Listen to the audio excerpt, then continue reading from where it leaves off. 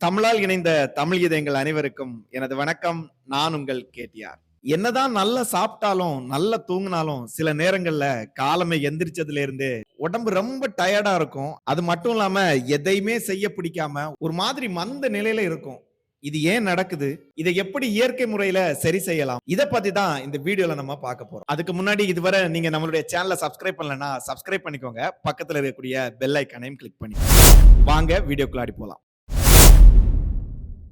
முதல்ல ஏன் சோர்வு ஏற்படுது? சோர்வு ஏற்படுறதுக்கு பல காரணங்கள் இருக்கலாம். அதுல முக்கியமானது நீர் சத்து குறைபாடு. அதாவது உடல்ல நீர் குறைறதுனால இரத்த ஓட்டம் மெதுவாகும். இது நமக்கு சோர்வை தரும். இரண்டாவது தூக்கமின்மை. அதாவது குறைஞ்சது 7 இருந்து 8 மணி நேரம் நல்ல ஒரு பேபி ஸ்லீப்னு சொல்லுவாங்க. குழந்தை மாதிரி நல்ல ஒரு ஆழ்ந்த தூக்கம் இல்லாதது. அடுத்ததா ஊட்டச்சத்து குறைபாடு. முக்கியமா இரும்பு சத்து மற்றும் வைட்டமின் B12 குறைபாட்டினால சோர்வு ஏற்படும். அடுத்ததா பாத்தீங்கன்னா மன அழுத்தம். இது உடல் சோர்வை விட இந்த மன அழுத்தம்ங்கிறது அதிக அளவுல உங்களை தளர்வடைய செய்யும். அப்படி வரக்கூடிய சோர்வை விரட்டுறதுக்கு இப்போ நம்ம ஒரு 5 எளிய வழிகளை பார்க்கலாம். தண்ணீர் நிறைய குடிக்கணும். அதாவது ஒரு நாளைக்கு குறைஞ்சது 3 லிட்டர் தண்ணி குடிக்கணும். அது மட்டும் இல்லாம மாலை வேளையில அதாவது ஒரு 6 மணிக்கு மேல நீங்க அதிக அளவுல தண்ணி குடிக்கிறத குறைச்சுக்கோங்க. அது உங்களுடைய உடலுக்கு நல்லது. சிறு நடைப்பயிற்சி வீட்டுக்குள்ளேயா இருந்தாலும் சரி, மொட்டை மாடியில இருந்தாலும் சரி, இல்ல ஏதாவது ஒரு கடைக்கு போயிட்டு வர்றது, இந்த மாதிரி நீங்க சோர்வா ஃபீல் பண்ணும்போது ஒரு 10 நிமிஷம் ஒரு சின்னதா ஒரு நடைப்பயிற்சி செஞ்சீங்கன்னா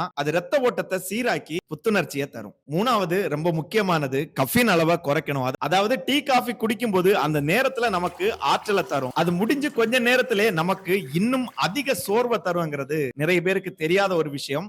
சோ இப்போ தெரிஞ்சுக்கோங்க. அதனால அதை எவ்வளவு குறைக்க முடியுமோ அந்த அளவு குறைச்சுக்கோங்க. அடுத்ததா பாத்தீங்கன்னா சரியான தூக்கம். தினமும் பாத்தீங்கன்னா ஒரே நேரத்துல அதாவது நீங்க 8 மணிக்கு தூங்க போறீங்களா இல்ல 9 மணிக்கு தூங்க போறீங்களாங்கிறது விஷயம் இல்ல.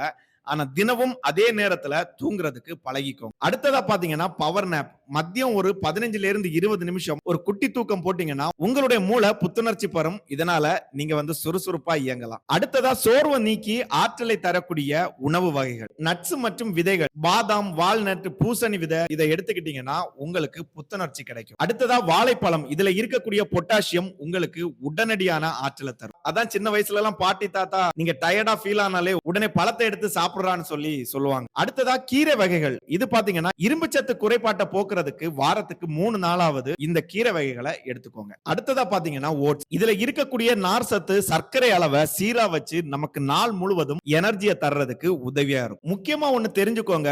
ஒயிட் சுகர் மற்றும் மைதாவால ஆன உணவுகளை முடிஞ்ச அளவு தவிர்த்துக்கோங்க. இதை சாப்பிட்ட உடனே முக்கியமா என்ன பண்ணணும் பாத்தீங்கன்னா எனர்ஜி லெவலை ஹையா கொண்டு போகும். சட்டுன்னு பாத்தீங்கன்னா குறைச்சிரும். நம்மளுடைய உடம்ப பேலன்ஸ் பண்ணவே விடாது. நிறைய பேர் இதெல்லாம் ஃபாலோ செஞ்சும் உங்களுக்கு சோர்வு தீரல, இன்னுமே சோர்வா தான் இருக்குங்கிறவங்க மருத்துவரை பார்க்கணும். ஏன்னா இதுக்கு தைராய்டு, வைட்டமின் டி குறைபாடு, சர்க்கரை நோயா இருக்கலாம், ரத்த சோகை இருக்கலாம். இந்த மாதிரியான நேரத்துல மருத்துவரை அணுகி பிளட் டெஸ்ட் எடுத்து பார்க்கிறது தான் உங்களுக்கு நல்லது. ஃபைனலா பாத்தீங்கன்னா உடல் சோர்வாகிறதுங்கிறது உங்களுக்கு ஒரு எச்சரிக்கை மணி. உங்களுடைய உடலுக்கு ஓய்வு தேவைப்படுது, அப்படி இல்லைன்னா ஊட்டச்சத்து தேவைப்படுதுன்னு அர்த்தம். ஆரோக்கியமான உணவும் சரியான தூக்கமும் இருந்தா 90 விழுக்காடு சோர்வை விரட்டி அடிக்கலாம். இந்த வீடியோ உங்களுக்கு பயனுள்ளதா இருந்தா ஒரு லைக் பண்ணுங்க, உங்க நண்பர்களுக்கும் ஷேர் பண்ணி விடுங்க. மீண்டும் ஒரு வீடியோவில் சந்திப்போம். அதுவரை உங்களிடமிருந்து விடைபெறுவது உங்கள் கேடிஆர்.